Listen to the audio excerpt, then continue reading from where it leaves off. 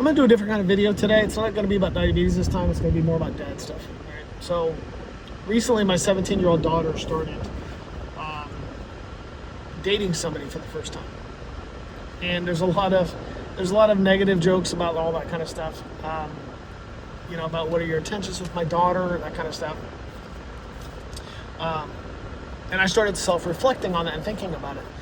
My dad died when I was 13. He died of lung cancer. I was there for the entire thing. I was there when he got diagnosed. The doctors gave him 6 months, and he lasted 4. So at some point, all dads, I'm 51, but at some point, all dads come to terms with their own mortality. And whether you're a dad or whether you're a child listening to this, try to think about that. Because a dad or mom will spend so much of their mental energy, their motivations, so much of their waking day doing what's best for their kids or what they think are best for the kids. I understand not all parents, but good parents, you know what I mean? And when you start coming to terms with your own mortality, the thought starts creeping in. Who's going to do this when I'm gone? Who's going to take over when I'm gone? And that's why whoever your daughter or your son dates is so important. There seems to be more of an emphasis on a daughter from who their father's dating, because I think as a dad, we naturally take care of our daughters in a different way than we do our sons. Whether that's right or wrong, I think dads, we relate and talk to our sons differently because the world is going to expect differently out of them than it is out of our daughters. What I've always done was I've always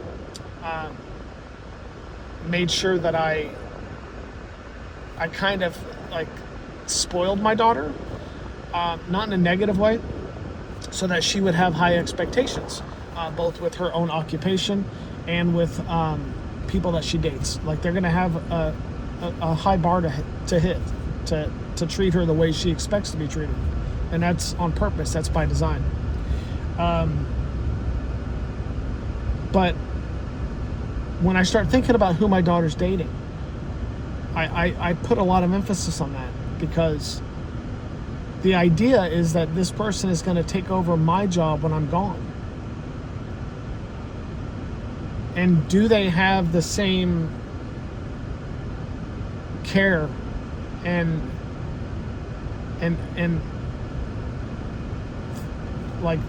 the same caring and thinking that I do when it comes to her well-being? And when you think about it in terms like that, it suddenly makes a lot of sense why dads are really hard on the people that they date, because this is the idea. We're coming to terms with our own mortality, and this is the person that's going to take over our job when we're gone. So I don't think that's a negative thing. I think how you deal with that thought is a negative thing. It can be. I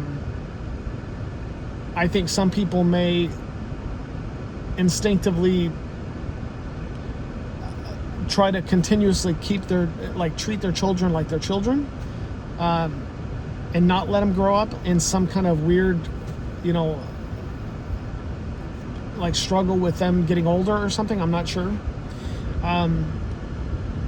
Some people may feel like they don't want their kids to date anybody at all, which I don't think that's the right answer either. You don't want them to be alone when you're gone.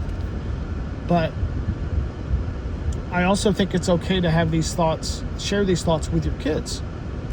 And I've had this conversation with my daughter. The idea is that this is the person that's going to take care of you when I can't, when I'm gone. And that's a big deal. That's something to think about. And the same thing with my sons as well. So whether you're a child dealing with their parents, questioning who they're dating a lot, or whether you're a father struggling with their kids dating for the first time, or a mom struggling with their kids dating for the first time, just in my opinion, it's natural, it's healthy, as long as you have your kids well-being in the right place.